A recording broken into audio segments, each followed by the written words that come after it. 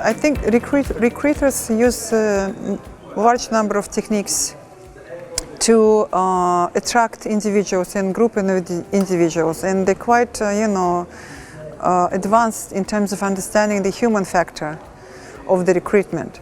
And this is where the research from the psychology and actual behavioral science is very important, because if we understand the human factor that is driving a decision making in terms of joining extremist groups, then we can develop our direct radicalization and preventative measures in the most effective way. Sense of belonging is one of those triggers that, pushing young people to join extremist groups, exactly because they will find themselves as part of the group.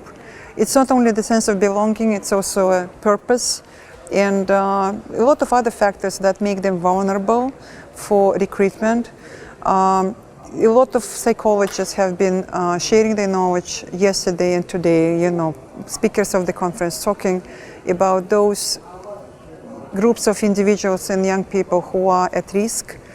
They named them as the most desperate, both economically, emotionally, psychologically, those who are at the age of mental health issues.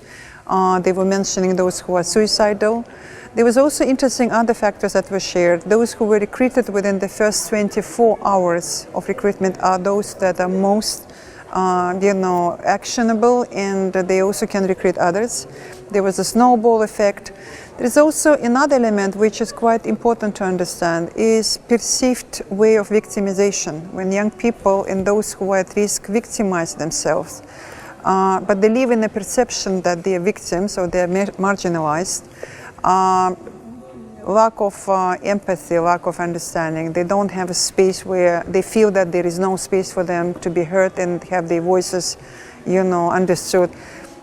All of these elements are very important to know. But it shouldn't be only the psychological factor. Why behavioral insights is, I believe, more effective, and this is the mission of the hub that I have an honor to represent at this very interesting conference, is it combines different disciplines.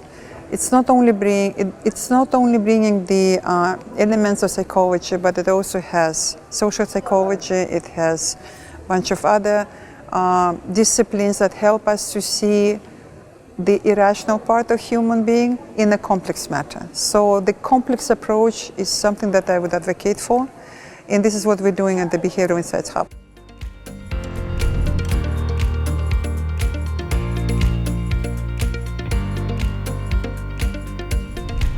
You see, the first step is to understand the human factor, but also to increase the understanding of the human factor among state and non-state factors. When we talk about building community resilience, first one is to really bring robust, evidence-based findings of research and studies. Understand, those who are at the forefront of the studying this element. The second element is education. Education through capacity building. That is also, comes in a complex with messaging. When we talk about building community resilience, we need to talk to community leaders, and these are not only those who are directly involved into countering violent extremism or preventing. Those who don't have a direct involvement but has a huge role to play here are our target groups as well. Community leaders, young people, influencers, educators, families. We need to explain to them actually what are the triggers, what are the pull and push factors, and what kind of a behavior can potentially lead to radicalization or make an individual or a group of individuals vulnerable. This is where we can intervene in this trajectory of radicalization by using behavioral science. So communication is important, education, but also lots of other methods that are coming from the technological development. Here is where we really need to pay attention to the online propaganda that is growing and online radicalization that is becoming another battlefield for everyone who is trying to help with the prevention and radicalization. Media literacy, how online propaganda is working, how misinformation, how manipulation of young minds is happening by using technological solutions is what we also need to well understand and use for our capacity building activities.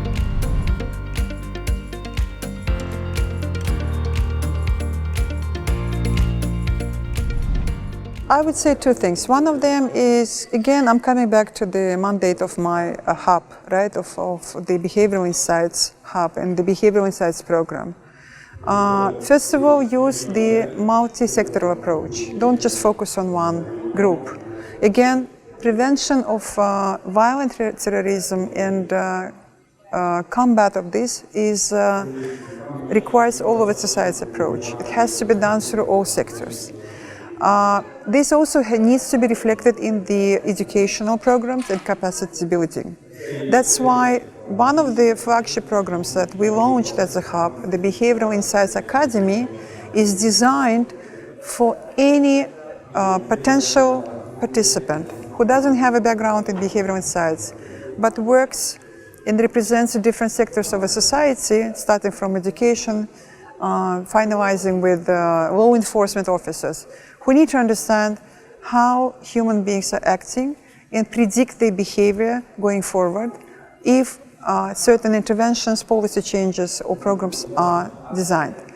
The second one, educational programs should be, again, based on a multidisciplinary approach. They should encompass findings and technical advice that we receive from different disciplines. But it also should be practically applicable. Bringing knowledge and theory is not enough. We need also to bring tools, practical examples, cases that can be tailored to specific contexts and can be designed in ethically compliant, human rights respected, and culturally sensitive manner. Bringing education capacity building initiatives is also not the end of the results. We need to continue working with them, and this is what the BI Academy is proposing as a mentorship program. We need to continue working with them and also stay with them in terms of giving our participants technical expertise so that they can apply this knowledge, they can do their programs, but also can be reliant on us in terms of the technical advice. And we also receive the feedback of what works and what doesn't work when it comes to the real application of that. So there are a lot to do, and I think this conference is one of those important moments of our work where we can all get together, exchange experiences, understand what is happening in specific contexts, and really, make our work a little bit more stronger, more effective, and more evidence-based.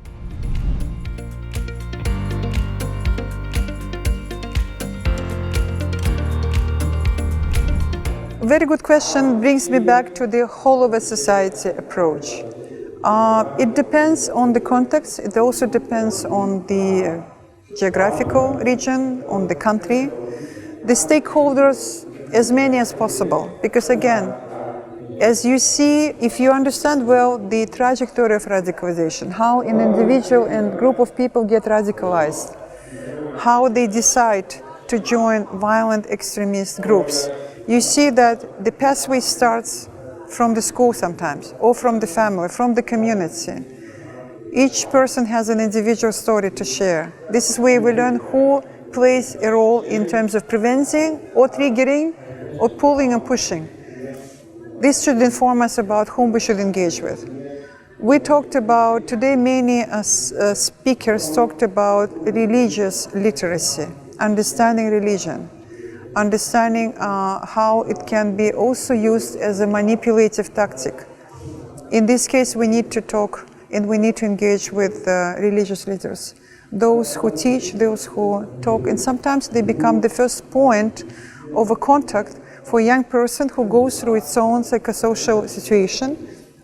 And we need also to talk to them and educate them in terms of how to address the needs of young people, how to make them more resilient and less vulnerable in terms of addressing the issues, grievances, acts of depression, anxiety, etc., etc.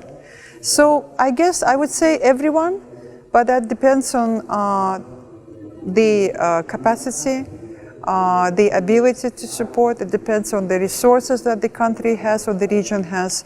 So I would not really limit it to any specific group. I would really go wider.